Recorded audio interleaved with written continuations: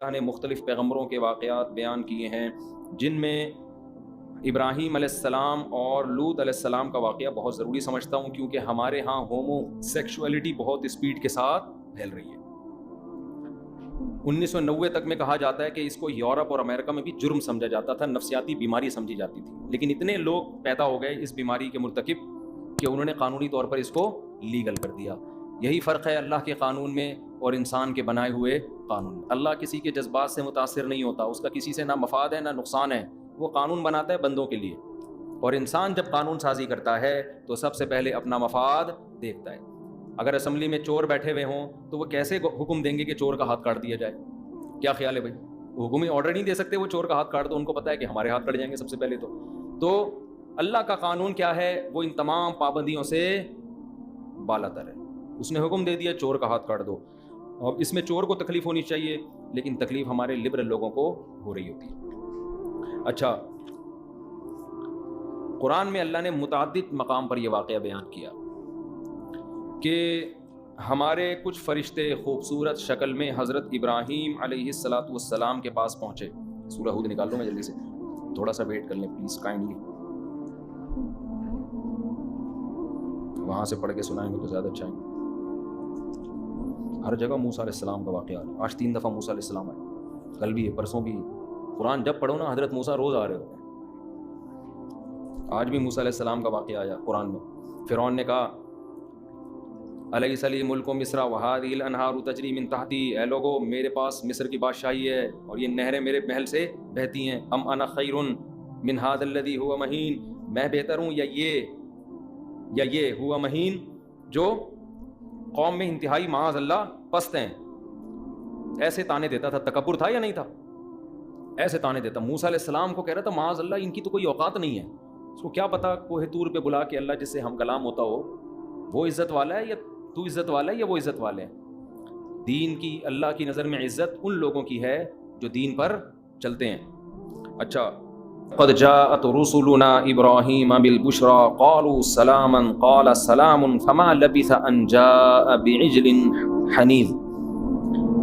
حضرت ابراہیم علیہ السلام کو جب آگ میں ڈالا گیا اور اللہ نے آگ کو ٹھنڈا کر دیا تو ابراہیم علیہ السلام نے ارادہ کیا کہ اپنے وطن کو چھوڑ جاتے ہیں، کیونکہ یہاں رہ کر دین پر چلنا ممکن نہیں۔ مسئلہ بھی یہی ہے کہ جس علاقے میں آپ کے لیے دین پر چلنا ممکن نہ ہو تو شرعاً یہ لازم ہے کہ آپ اس علاقے سے موو کر جائیں۔ ابراہیم علیہ السلام نے قربانی دی، اب بوڑھے تھے ابراہیم علیہ السلام، اولاد نہیں تھی۔ قرآن کہتا ہے وَلَقَدْ جَاءَتْ رُسُلُنَا إِبْرَاهِيمَ بِالْبُشْرَى، ہمارے کچھ پیغمبر جو نوجوانوں کی شکل میں آئے ابراہیم علیہ السلام کے پاس خوشخبری لے کے۔ خوشخبری کیا تھی؟ آگے دینی تھی انہوں نے، اولاد کی خوشخبری۔ قالوا سلاما، ابراہیم علیہ السلام نے سلام کیا، انہوں نے بھی جواب دیا۔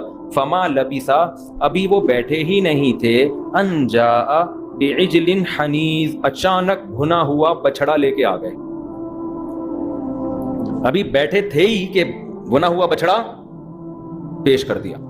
یہ مہمان کا کیا ہے میرے بھائی؟ اٹ از کالڈ اکرام۔ تو کیونکہ بہت سخی تھے ابراہیم علیہ السلام، اور اس سے بھی پتہ چلتا ہے کہ کھانے کی چیز کیا ہے، بھنے ہوئے بچڑے، بھنے ہوئے بکرے، یہ کھایا کرو اپنے خرچے پہ۔ فما لبث فلما رأى أيديهم لا تصل إليهم، جب حضرت ابراہیم نے دیکھا، دیکھو دو وجہ سے نا یہ ایسی خوراک تھی جس پہ فوراً ٹوٹ جانا چاہیے تھا فرشتوں، انسان اگر وہ ہوتے۔ ایک تو مرغوب چیز ہے، جتنا بھی پیٹ بھرا ہوا ہو، جب ایسی چیز آتی ہے سامنے آدمی دو نوالے تو لازمی لیتا ہی ہے، ایک بات۔ دوسری بات یہ انسان کہتا ہے یار میزبان نے اتنا اکرام کیا کہ چھوٹا بچڑا ذبح کر کے پورا دمپخ بنا کے میرے سامنے لا کے رکھ دیا ہے، تو اس کا وہ کیا سوچے گا؟ اور تیسری بات یہ تو مسافر تھے نا، یہ تو اس علاقے کے تھے ہی نہیں، یہ تو ہو ہی نہیں سکتا تھا کہ ان کو بھوک نہ لگ رہی ہو۔ 3 چیزیں ایسی تھیں جو اس بات کا تقاضا کر رہی تھیں کہ یہ فوراً بچڑے پہ ٹوٹ پڑتے۔ ہم اگر ہوتے تو وہ جنگ جو JUI اور PTI میں، دنیا اس جنگ کو بھول جاتی، جو مسلم لیگ میں اور PTI میں جنگ چل رہی ہے، ایسا ٹوٹا۔ آپ دیکھ لو یوٹیوب پہ کھانے پہ ٹوٹنے کی ویڈیوز پڑی ہوئی ہیں، لڑائی ہوئی ہے ابھی کچھ دن پہلے ایک ویڈیو آئی ہے، اٹھا کے پلیٹیں مار رہے ہیں دوسرے کو۔ ابراہیم علیہ السلام نے دیکھا کہ ان کے ہاتھ اس طرح بڑھ ہی نہیں رہے ہیں کہ چلو ایک نوالا چکھ لیں۔ نکرہم واوجس منہم خیفہ، ابراہیم علیہ السلام کو ان سے وحشت ہوئی اور دل میں خوف محسوس ہوا۔ کیوں خوف محسوس ہوا؟ علماء کہتے ہیں اس لیے خوف محسوس ہوا کہ اس زمانے میں دستور یہ تھا کہ جو کسی کے گھر سے کھاتا تھا اس سے دشمنی نہیں کرتا تھا، اور جو دشمنی کرتا تھا وہ کھاتا نہیں تھا. کیوں؟ کہ بھائی اس کا احسان رہے گا، پھر ہم کس منہ سے اس سے لڑیں گے، کیسے ہم اس سے دشمنی کریں گے. بولے گا یار ہمارے گھر میں کھا کے بھی گئے ہو، پی کے بھی گئے ہو، سلام دعا بھی اچھی رہی ہے، اور اب دشمنی کرتے ہو. یہ غیرت آج کل مارکیٹ میں کیا چل رہی ہے؟ شارٹ. یہ لفظ شارٹ ہے، شارٹ نہیں ہے. مجھے پتا ہے، لوگ مجھے نیچے لکھ رہے ہوتے ہیں صاحب یہ شارٹ نہیں ہوتا. مجھے پتا ہے یہ شارٹ لفظ ہے، لیکن شارٹ کہنے میں جو مزہ آتا ہے وہ شارٹ نہیں ہے. اور اب اس کا نتیجہ یہ نکلا ہے کہ شارٹ کا لفظ مارکیٹ سے شارٹ ہو گیا ہے. اب سب لوگ شارٹ ہی بول رہے ہیں. انگلش چینج ہوتی جا رہی ہے. شارٹ کا اپنا مزہ ہے، دیسی اسٹائل ہے نا شارٹ. اسکول بولو ایک سکول، فرق ہے نا. بعض لوگ اسکول میں پڑھتے ہیں اور بعض سکولوں میں پڑھتے ہیں. تو جو سکولوں میں پڑھتے ہیں وہ نہیں پڑھتے، اس کا مطلب انہوں نے پڑھا نہیں ہے. تو کیا تھا؟ یہ غیرت ختم ہو گئی ہے آج کل. جس تھالی میں کھائیں گے اسی تھالی میں چھید کریں گے. تو قرآن کہتا ہے ابراہیم علیہ السلام کو خوف پیدا ہوا. اس میں ایک اور سبق ملتا ہے. ہاں، خوف یہ پیدا ہوا ہوگا کہ بھئی یہ دشمنی کے لیے آئے ہیں، کیونکہ اس علاقے کے بھی نہیں ہیں، غیر علاقے کے لگ رہے ہیں، کبھی اس محلے میں ان کو ہم نے دیکھا نہیں، یہ کوئی نقصان پہنچائیں گے. خوف پیدا ہوا. تو ایک تو یہ وجہ. دوسرا، پیغمبروں میں بھی خوف پیدا ہو سکتا ہے. تقویٰ کا یہ معیار کہیں بھی نہیں ہے کہ آپ کسی چیز سے ڈریں ہی نہیں. حضرت جی کو ڈر لگتا ہی نہیں ہے. حضرت جی رات کو اکیلے قبرستان سو جاتے ہیں، ان کو کچھ بھی نہیں ہوتا. کچھ چیزیں ایسی ہوتی ہیں جو انسان کی نیچر میں شامل ہیں، اس کو خوف پیدا ہوتا ہے. غزوہ احد میں بہت شدید حملہ ہوا، صحابہ کرام پر قدم اکھڑ گئے نا ان کے، حالانکہ وہ اس وقت کے روئے زمین پر سب سے بہترین لوگ تھے، پھر بھی جنگ میں قدم اکھڑ گئے خوف کی وجہ سے. جنگ میں ایسا ہوتا ہے، خوف کی کیفیت آتی ہے، انسان کا دل کانپنے لگتا ہے. قرآن غزوہ خندق میں کہتا ہے کہ چاروں طرف سے جب قبائل نے حملہ کیا نا مدینہ پہ، خندقیں کھودی گئی تھی لیکن تیر اندازی اور اتنا حملہ، وَبَلَغَتِ الْقُلُوبُ الْحَنَاجِرَ. قرآن کہتا ہے کہ اللہ نے تم پر اس وقت احسان کیا جب خوف کے مارے دل حلق تک پہنچ چکے تھے. تو یہ صحابہ کی کیفیات ہیں جو قرآن بیان. اتنا خوف ہو گیا تھا کہ دل کہاں پہنچ گئے تھے؟ حلق تک. اسی پہ تو گناہ معاف ہوتے ہیں مجاہد کے، کہ جب سامنے سے گولیاں چل رہی ہوں، بم برس رہے ہوں، خوف زدہ ہوتا ہے مگر قدم پیچھے نہیں ہٹتے. اس خوف کی وجہ سے گناہ بہت تیزی سے دھلتے ہیں اس کے مجاہد. اگر خوف ہی نہ ہوتا تو پھر مجاہد کی قربانی کس بات کی تھی بھائی؟ کس بات کی قربانی تھی؟ بہتر تو یہی ہے کہ خوف نہ ہو، اپنے آپ کو انسان موٹیویٹ کرے، اللہ کا ذکر کرے. لیکن ایسی کیفیات صحابہ پر بھی آئی ہیں. وَبَلَغَتِ الْقُلُوبُ الْحَنَاجِرَ. قرآن کہہ رہا ہے دل اچھل کے حلق میں آ گئے تھے.